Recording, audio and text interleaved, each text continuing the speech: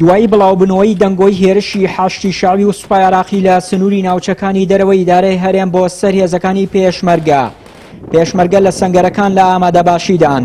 فەرماندەی میحوەری چواری باشووری کەرکووکیش ئەو هەواڵانە ڕەت دەکاتەوە و دەڵێت هیچ جموجۆڵێکی نامۆ لە سنوورەکە نابینن. سەرۆکوەزیرانی عێراقیش ڕای دەگەیەنێت بە هیچ جۆرێک هێز دژی گەلی کورد بەکار ناهێنن. لە ڕاستیە لەسەر ئەرزی واقع ئێمە هیچ جموجۆڵێکی نامۆ نابینین هەتاوەکو بزانین ئەم ترس و دڵە ڕاوچەیە خراوەتە دڵی خەڵکەوە. ئەو خۆت سێموان لە ناو چەپەکانین هێزی جوولەیەکی هێزی دوژمن یا ناوێنن دوژمن هێز عێراقیەکان نابینین بەڕاستی.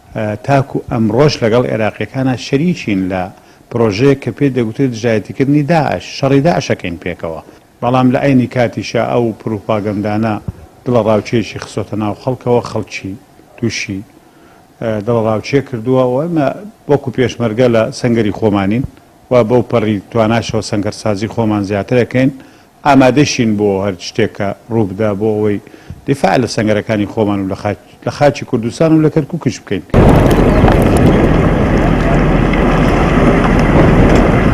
ماوەی چەند ڕۆژێکە بە هۆی ناکۆکیەکانی نێوان بەغداد و هەولێر سەبارەت بە ئەنجامدانی ڕفراندۆمی هەرێم.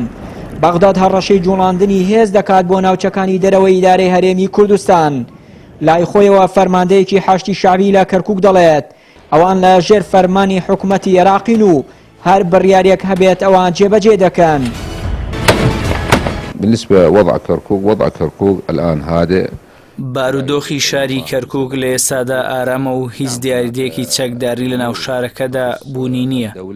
بەڵێ هەندێک شت بووە بەهۆی ئەو ناکۆکیانەی لە ماوەی ڕابردوودا لە نێوان هەرێم و ناوەند هاتۆتە ئاراوە. هیوادارین کێشەکان بە گفتوگۆ چارەسەر بکرێن.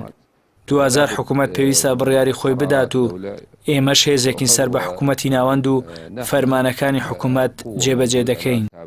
الدولة يعني رأينا بأنه أن تكون تفاهمات مع الدولة. هێزەکانی پێشمەرگە و حاشتی شعبی و سوپای عێراق ماوەی زیاتر لە 3 ساڵە ڕێکەوتنی تەواویان هەیە دژی داعش و پێکەوە شەڕی داعشیان ئەنجام داوە. هەر بۆیە هەوڵ بۆ هێورکردنەوەی بارودۆخەکە لەو ناوچانە دەدرێت و هەردوولا پێیان وایە شەڕ بە زیان بۆ ناوچەکە و دانیشتوانەکەی کۆتایی دێت. چیانووری کەناڵی ئاسمانی پەیام کەرکووک.